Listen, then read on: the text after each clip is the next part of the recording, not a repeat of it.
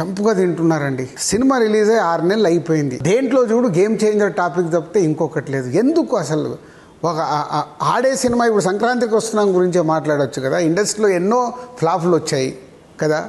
మాకు కూడా అంటే ఆ సినిమాని ఎందుకు పట్టుకొని ప్రతి ఒక్క దాంట్లో క్వశ్చన్. చాలా ఇండస్ట్రీలో భారీ బడ్జెట్ సినిమాలు ఫ్లాప్ అయినవి ఉన్నాయి కదా. ఏ సినిమాని ఇంత పట్టుకోలా. Game changer Dil Raju. ఇప్పుడు నేను మా సిరీస్ కూడా ఫస్ట్ టైం అయినా ఇంటర్వ్యూ ఇచ్చాడు. ఇప్పటి వరకు ఎప్పుడు ఇవ్వలేని లైఫ్లో. అక్కడ కూడా ఆయనని లోపలికి లాగేసి ఒకటి క్వశ్చన్ చేసేసి అక్కడ ట్రోల్ చేసి అవసరం లేని టాపిక్. మేము దేనికి తమ్ముడు అనే సినిమా ప్రమోషన్ కోసం మీతో ఇంటర్వ్యూ చేస్తాం. ఒక సినిమా రిలీజ్ అయిపోయి 6 నెలలు అయిన తర్వాత మళ్ళీ ఆ సినిమాని ఇప్పుడు తీసుకొచ్చి సార్ రామ్ చరణ్కి నాకు is very good healthy relation. నేను నిన్న కూడా అనౌన్స్ చేశాను. నేను మళ్ళీ ఈ సంవత్సరం హిట్ ఇవ్వలేకపోయాము, మంచి స్క్రిప్ట్ రెడీ చేసుకొని చరణ్తో సూపర్ హిట్ సినిమా తీయాలి అని. మాకేంది నేను ఇంత ఇవాళ 22 ఇయర్స్గా ఇండస్ట్రీలో ఉంటూ అందరు స్టార్ హీరోలతో ఒక గుడ్ రిలేషన్ మెయింటైన్ చేస్తూ అందరు స్టార్ హీరోస్తో మేము సినిమాలు తీసిన సంస్థ ఇది. సో అంటే ఎక్కడ కాంట్రవర్షియల్ లేకుండా నేను చేసుకుంటూ వచ్చా.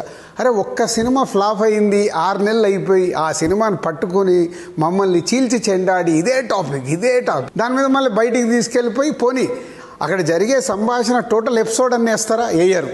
దాంట్లోకి వెళ్ళి కావాల్సిన చిన్న పీస్ కట్ చేసి దాంట్లో వేసేయడం, దాన్ని పెట్టేసి ఒక హైలైట్ చేయడం.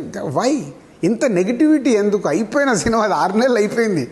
జనవరిలో అయిపోయిందంటే అయిపోయింది. అట్లా ఎన్నో ఫ్లాప్లు వచ్చాయిగా జనవరి తర్వాత. ఎన్ని ఫ్లాప్లు ఉన్నాయి ఇండస్ట్రీలో? అవి ఒక్క సినిమా గురించి మాట్లాడుతున్నారా? లేదు.